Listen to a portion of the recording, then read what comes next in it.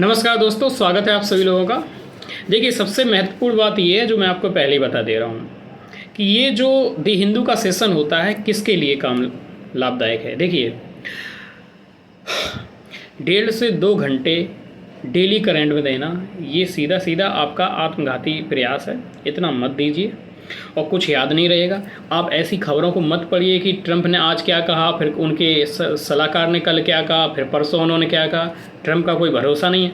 आज कह रहा है इंडिया दुश्मन है, कल कहेगा दोस्त है ना। तो इन खबरों का यूपीएससी से कोई लेना देना नहीं है, लेकिन पढ़ने में भी यही मज़ा आता है और टीचर भी यही कराते हैं, क्योंकि जैसे टीआरपी का सिस्टम वहाँ होता है ऐसा यूट्यूब पे होता है, लोग देखते हैं। तो मैं आपसे कह रहा हूँ कि जो परीक्षा के लिए इम्पोर्टेंट है वो करिए। मज़े लेने हैं तो और भी कुछ प्लेटफॉर्म है, वहाँ पे देख लीजिए, करिए, ठीक है।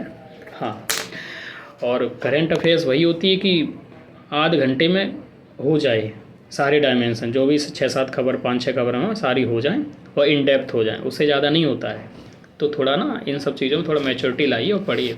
देखिए, इसका पीडीएफ आपको मिल जाएगा टेलीग्राम चैनल पे, जर्नी टू IAS-PCS पे डाल दूंगा। चलिए पहली खबर उठाते हैं। अब जो पहली खबर है, अब मैं बताता हूँ इसमें क्या, कुछ भी इम्पोर्टेंट नहीं, बस एक कॉन्सेप्ट है, उसको समझ लेना। भारत जो है, भारत अपनी ज़रूरतों का 85% से ज़्यादा कच्चा तेल आयात करता है। जो क्रूड ऑयल होता है इंपोर्ट करता है 85% से ज़्यादा, 85%, ठीक है। यानी कि हम घरेलू रूप से जो उत्पादन कर पाते हैं 15% से भी कम कर पाते हैं, 85% हम आयात करते हैं। तो हमारे ऊपर ये बर्डन रहता है। इस वजह से हमारी जो विदेश नीति होती है उस पर भी हमेशा प्रश्न उठता रहता है। हमारी विदेश नीति के साथ हमें समझौता करना पड़ता है कई बार, क्योंकि हम आयात निर्भरता है हमारी तेल के मामले में, ठीक है। लेकिन ऐसा नहीं है कि आयात निर्भरता है और हम निर्यात नहीं करते हैं। देखिए, ऐसा है, हम कच्चा तेल क्रूड ऑयल को आयात करते हैं, लेकिन उसको रिफाइन करते हैं और कई सारे उससे प्रोडक्ट बनाते हैं। पेट्रोल बनाते हैं, गैसोलीन बनाते हैं, नेफ्थलीन बनाते हैं, ठीक है ना, डीजल बनाते हैं, और भी कई सारे प्रोडक्ट होते हैं बनाते हैं, ठीक है ना, मोबियाइल वगैरह होता है। और इन सबको हम एक्सपोर्ट भी करते हैं। कनाडा हुआ, यूरोप हुआ, अमेरिका हुआ, बहुत सारे देशों में हम एक्सपोर्ट करते हैं। यानी कि हम कच्चा तेल आयात करते हैं और जो रिफाइंड कर लेते हैं, कई प्रकार के प्रोडक्ट उससे बनाते हैं, उसको एक्सपोर्ट भी करते हैं। तो ये तो हम करते हैं और इस फील्ड में हमने खूब एक्सपोर्ट किया है। इवन कोविड-19 में जब तेल सस्ता हो गया था तो हमने खूब आयात किया और खूब एक्सपोर्ट किया हमने, तो उस समय फ़ायदा उठाया था। अभी क्या हो रहा है, नया एंगल ये है कि यूरोपियन देश हैं, यूरोपियन देश भारत से ये कहने लगे कि अब हम आपसे जो रिफाइंड तेल खरीदा करते थे, हम आप खरीदना बंद कर देंगे जनवरी 2026 तक। उससे पहले हम आपसे खरीदेंगे, अपने रिजर्व भर लेंगे। जनवरी 2026 से हम वो खरीदना बंद कर देंगे। क्यों बंद कर देंगे? क्योंकि आप रूस से तेल खरीद रहे हो और अमेरिका और रूस का एंगल आप समझ रहे हो कि अमेरिका ने भारत कि जो 50% जो टैरिफ लगाया, आधार क्या है, उसका एंगल क्या है, मेन कारण बताया जो उसने बताया है, वो तो यही बताया ना कि रूस से तेल लेना बंद कर दे भारत, है ना, क्योंकि यूक्रेन और रूस का जो वॉर चल रहा है, ये सारे एंगल मिलाए जा रहे हैं। समझिए इन बातों को। तो कनाडा ने इन लोगों ने, कनाडा हुआ, यूरोप हुआ, इन लोगों ने बोल दिया है कि अब हम भारत से तेल नहीं खरीदेंगे, जनवरी तक ही खरीदेंगे, उसके बाद नहीं खरीदेंगे, ठीक है। तो आप समझिए अभी क्या हो रहा, अभी यूरोप हमसे बना हुआ, यानी कि रिफाइंड जो चीज़ें हैं, जो हम कच्चा तेल खरीद के लाते हैं, उनको रिफाइंड करते हैं, जो भी प्रोडक्ट बनाते हैं उनको हम एक्सपोर्ट कर रहे हैं। बात को समझिए, हम रूस से खरीद रहे हैं, रिफाइंड किया, ठीक है ना, और भेज दिया इनको, ये लोग तो खरीद रहे हैं, तो फिर हम रूस से खरीद रहे हैं, उसमें क्या प्रॉब्लम है? यानी कि रूस का तेल हमारे यहाँ पे आ रहा, हम थोड़ा उसको मैन्युफैक्चर कर दे रहे, फिर हमसे खरीद ले रहे हो। समझ रहे हो ना कुछ बात? तो अभी ये चल रहा है। तो ये सारी चीज़ें हैं, तो हमें क्या करना पड़ेगा? देखिए, अभी समय है हमारे पास, तो हमें तब तक हमें अपने मार्केट तलाश लें और थोड़ा जो हम अपना एक्सपोर्ट कर रहे हैं ना इन चीज़ों का, थोड़ा मार्केट को डाइवर्सीफाई कर लें।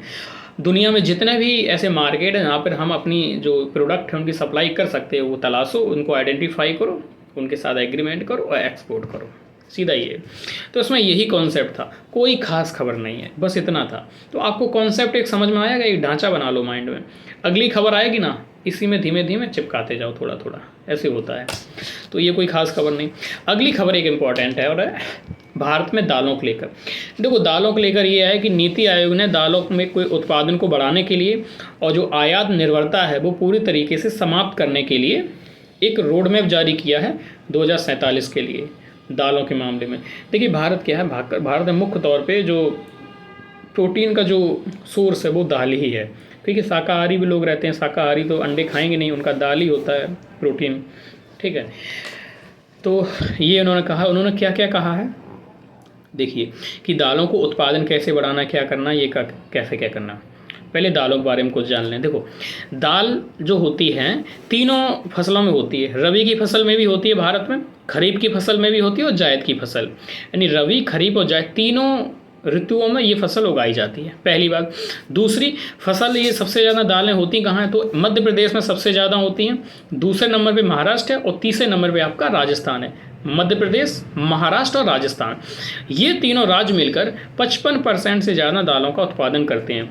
इवन मध्य प्रदेश को तो दाल का कटोरा भी बोल देते हैं, ठीक है। तो ये चीज़ें इंपॉर्टेंट है, याद रखिएगा, स्टेटमेंट बना सकता है आपसे, ठीक है। अब इन्होंने कहा क्या है, क्या करना चाहिए, तो नीति आयोग ने कहा है कि सबसे पहले टेक्नोलॉजी, हमें जो दाल उत्पादन कर रहे हैं उसमें तकनीकियों का ऐसा प्रयोग करना चाहिए जो इको फ्रेंडली हो और साथ ही साथ दालों के उत्पादन को बढ़ाए, ऐसी तकनीकियां हों, उनको हमें प्रयोग करना होगा। बीज गुणवत्ता, जो सीड्स होते हैं उनकी क्वालिटी पर ध्यान देना होगा, ना सिर्फ क्वालिटी पर ध्यान देना होगा बल्कि उनका डिस्ट्रीब्यूशन भी हमें सही करना होगा, ठीक है ना। बीज की क्वालिटी होगी और उन बीज की क्वालिटी को हर एक उन किसानों तक भी पहुंचाना है जो किसान दालों के उत्पादन में संलग्न हैं, उन पे पहुंचाना है। उसके अलावा क्लस्टर बेस हब बनाना होगा, यानी कि आप एरियाज़ को आइडेंटिफाई करिए कि इस अमुक क्षेत्र में इस प्रकार की दालों का उत्पादन होगा, इस क्षेत्र में इस फसलों का उत्पादन होगा, इसमें इस वाली दाल का उत्पादन होगा। जब आप एक क्लस्टर बेस्ड हब बनाओगे तो उत्पादन लार्ज स्केल पे होगा, हम आत्मनिर्भर बनेंगे। अगला है मिशन फॉर आत्मनिर्भर, हमें दालों के लिए उत्पादन को बढ़ावा देने के लिए आयात जो निर्भरता है, उस आयात निर्भरता है, डिपेंडेंसी है, उसको समाप्त करने के लिए हमें मिशन एक चलाना होगा, तो उस पर काम करना होगा। तो ये कई सारे उन्होंने पॉइंट सुझाए हैं, तो इसलिए ये इम्पॉर्टेंट है, ठीक है। दालों के बारे में एक फैक्ट और है कि हम दुनिया में लार्जेस्ट, सबसे ज़्यादा हम दालों का उत्पादन करते हैं, सबसे ज़्यादा हम उसका उपभोग करते हैं और सबसे ज़्यादा हम आयात भी करते हैं, यानी कि हम उत्पादन भी सबसे ज़्यादा करते हैं, आयात भी सबसे ज़्यादा करते हैं और उपभोग भी सबसे ज़्यादा करते हैं। तो इसलिए हमें जो आयात करते हैं, करीब टोटल जो डिमांड है उसका करीब 12-13% में आयात करते हैं, तो उसको आयात को समाप्त करना है, और सही भी है, करना ही चाहिए। जब क्योंकि हमारे पास क्षमता है, हम दालों को उत्पादन कर सकते हैं, जब हमारे पास क्षमता है तो हम क्यों ना करें, वो काम करना ही चाहिए, सीधी बात है। अब प्रश्न उठता है कि अगर हम ये काम कर लेंगे तो क्या फ़ायदा, सीधी बात है, आपकी आयात निर्भरता कम होगी, ठीक है, आपके घरेलू किसान हैं उनको फ़ायदा होगा, ठीक है। इसके अलावा आपका फॉरेक्स जो चला जाता है, डॉलर चला जाता है, उसमें फ़ायदा होगा, वो बचेगा, है ना। हमारे जो पोषण स्तर है लोगों का बढ़ेगा, प्रोटीन मिलेगी बच्चों को सही से खाने में, है ना। तो ये सारी चीज़ें हैं, जब ये मिलेगी तो हमारे SDG में कई सारे टारगेट हैं हेल्थ को लेकर, है ना, ये सब उनमें सुधार होगा। तो ऐसे एक श्रृंखला होती है, उसको जोड़ लिया करिए बहुत सारी चीज़ों को। एक है ब्लड मून की घटना, आपने देखा होगा कल चंद्र ग्रहण पड़ा था, ब्लड मून हुआ था, एकदम थोड़ा लाल लाल मून दिख रहा था। क्या हुआ, देखो छोटा सा कॉन्सेप्ट है, उसको समझिए। सूर्य और चंद्रमा के बीच में पृथ्वी आ गई थी, सूर्य और चंद्रमा के बीच में क्या पृथ्वी आ जाती है, आ गई पृथ्वी। तो हुआ क्या, ये सूर्य है, ठीक है, ये चंद्रमा यहाँ पे और बीच में पृथ्वी आ गई। तो सूरज की रोशनी आ रही थी, पृथ्वी पे पड़ी, उधर चंद्रमा अंधेरे में चला गया, उसके ऊपर रोशनी ही नहीं पड़ी, ऐसे मान लीजिए ये हुआ। इसके साथ ही साथ एक आता है रेले स्कैटरिंग। इसमें क्या होता है, जैसे कि आपको पता है कि लाल रंग की तरंग दैर्घ्य बहुत ज़्यादा होती है, वेवलेंथ, तो दूर तक दिखाई देता है। दैट्स वाई कि जो लाल रंग का प्रयोग किया जाता है खतरे के लिए, हरी झंडी दिखाई जाता है लाल, चाहे ट्रेन हो चाहे कुछ हो, खतरे का निशान होता है, ताकि दूर तक दिखे। वेवलेंथ बहुत लंबी होती है, जो बैगनी होती है उसकी सबसे कम होती है। तो जब यहाँ से थोड़ा प्रकाश तो उसने ढक लिया अर्थ ने, और थोड़ा बहुत जो प्रकाश गया उसमें से जितने भी उनकी वेवलेंथ कम थी वो तो सब फैल गए वहीं पे। एक ही प्रकाश होता है, लाल होता है और थोड़ा थोड़ा येलो, तो इसी की वेवलेंथ थोड़ी सी ज़्यादा होती है, वो वहाँ तक पहुँच पाते हैं। तो इसीलिए जो मून होता है ना, वहाँ पे लाल लाल ही पहुँच पाता है थोड़ा थोड़ा, तो लाल मून हो जाता है, उसी को ब्लड मून बोल लेते हैं, और कुछ है ही नहीं उसमें खास, है ना। और बाकी रंग होते हैं उनका स्कैटरिंग हो जाती है, यानी प्रकीर्णन होता है रास्ते में, सब वहीं रह जाते हैं, ठीक है। आपने ये एक जो पट्टी होती है वो पढ़ा होगा, बिब्जे और नाम की है ना, उसमें कॉन्सेप्ट दिया है। अगली एक खबर है कि आत्मसम्मान आंदोलन जो था उसके 100 वर्ष पूरे हो गए। और जब भी किसी आंदोलन के, किसी शख्सियत के एक शताब्दी है, ऐसी चीज़ें हो जाती तो उनसे प्रश्न यूपीएससी पीटी में ज़रूर पूछ लेता है। ठीक है, तो आत्मसम्मान आंदोलन के 100 वर्ष हो गए। किसने चलाया था, सारे फैक्ट देख लेते हैं। देखो, ईबी रामास्वामी नायर, जिनका नाम था ईबी रामास्वामी नायर, इनको पेरियार भी कहते थे। ठीक है ना। इन्होंने वर्ष 1925 में चलाया था और तमिलनाडु, उस समय तो मद्रास हुआ करता था, तमिलनाडु, वहाँ पे चलाया था। ठीक है। इन्होंने वायकोम सत्याग्रह भी चलाया था। ठीक है, इनसे जुड़ी चीज़ें देखिए। वायकोम सत्याग्रह चलाया। इन्होंने एक तमिल साप्ताहिक पत्रिका भी निकालते थे, कुड़ी अरासू नाम था, कुड़ी अरासू, याद करते जाना। कास्ट सिस्टम के विरुद्ध आवाज़ उठाई, ब्राह्मणवाद का विरोध किया, है ना। और 2 लीडरशिप इसमें महिलाएं भी थी, उनका नाम देख लिए, अन्नाई मीनमबाल। ठीक है, मीनमबाल नाम में प्रोनाउंसिएशन प्रॉब्लम हो सकती है, अन्नाई मीनमबाल और बीरमबाल। ठीक है ना, बीरममाल, ये लोग लीडर थी वो में, इन्होंने भी सहयोग किया था, इसलिए बता दिया। ठीक है। अब इन्होंने जो आत्मसम्मान आंदोलन चले, आत्मसम्मान का सीधा मतलब है कि जो दलित हैं, जो छुआछूत चल रहा था, जो जाति प्रथा चल रही थी, तो लोगों को उन्होंने उठाया, उनसे कहा कि आत्मसम्मान, खुद में सम्मान पैदा करो, खुद पे भरोसा करो, है ना। तो उसको लेकर मूवमेंट चलाया था। उसकी विशेषताएं क्या थी? पहला था सेल्फ रिस्पेक्ट मैरिज। सीधा कहा था कि जो ब्राह्मण हैं, जो पंडित हैं, इनको मैरिज में एक को भी मत बुलाओ विवाह में। आप विवाह के लिए खुद विवाह करवाइए, और ये जो पाखंड ये सब होता है, ये कुछ नहीं होगा विवाह में। सीधा विवाह करिए, बात खत्म। अपने ही जाति को लोगों को बुलाइए, बस। अच्छा भी था। ठीक है। सोशल अपलिफ्टमेंट की बात की गई इन्होंने। देवदासी प्रथा का विरोध किया इसी आत्मसम्मान आंदोलन में।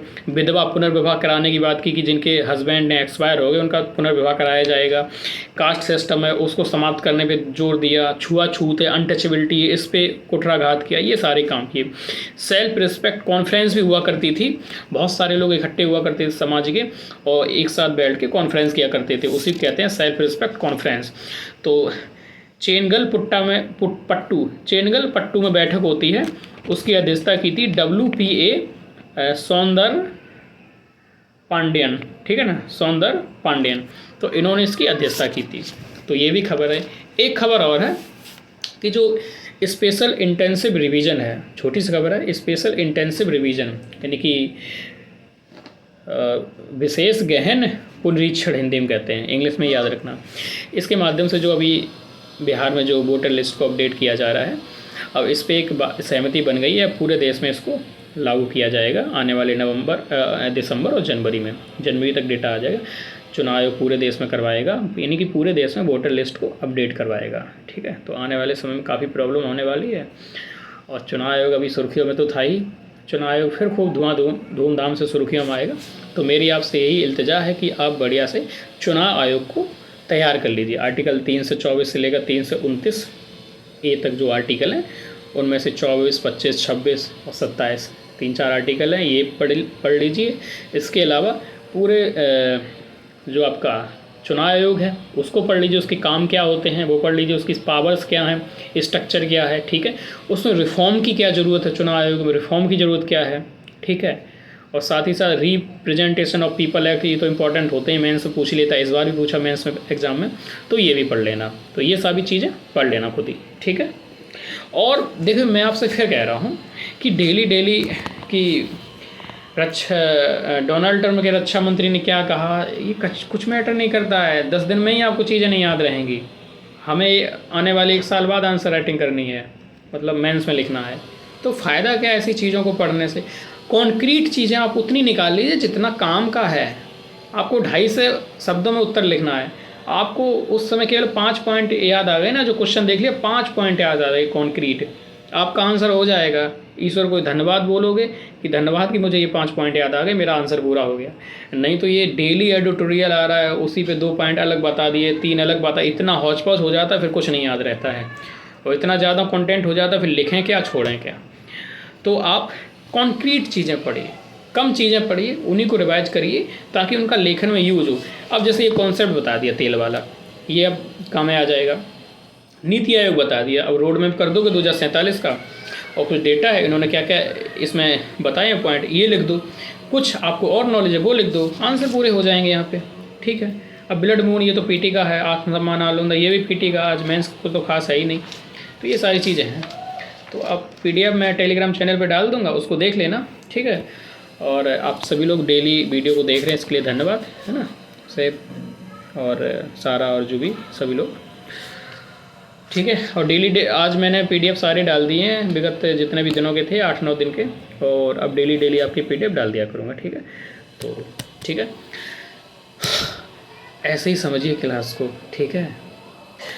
हमारी तो क्लास 20 मिनट में ही रहती है। अगर ये कभी देखेंगे कभी 25 मिनट 30 मिनट तक भी है, 30 से कम ही रहेगी, 25 मिनट से ज़्यादा नहीं होने दूंगा मैं, सारी चीज़ों को कवर करके भी। तो इतनी करिए, इतनी। और ये पीडीएफ है, इनको सेव कर लिया करिए, ठीक है। बीच बीच में कभी कभी सब मिले, 2 मिनट लगेगा, एक नज़र मार लीजिए, चीज़ें याद रहेंगी हमेशा के लिए। यही चीज़ अब जैसे मैं हूँ, मैंने तो 2 घंटे मेहनत की, मैं 2 घंटे की मेहनत आपको डिलीवर कर रहा हूँ 2 घंटे के बाद, 2.5 घंटा करीब। लेकिन आप चीज़ करोगे आपको 2 घंटे प्लस लग जाएगा समय। तो उससे बेहतर है कि 20 मिनट में काम हो रहा है तो आप, ठीक है, अवसर है उसका दोहन करिए, ठीक है। ठीक है, एक वीडियो को लाइक कर देना और चैनल को सब्सक्राइब कर लेना और एक अच्छा सा कमेंट कर देना, ठीक है। मिलते हैं अगली क्लास में। जय हिंद।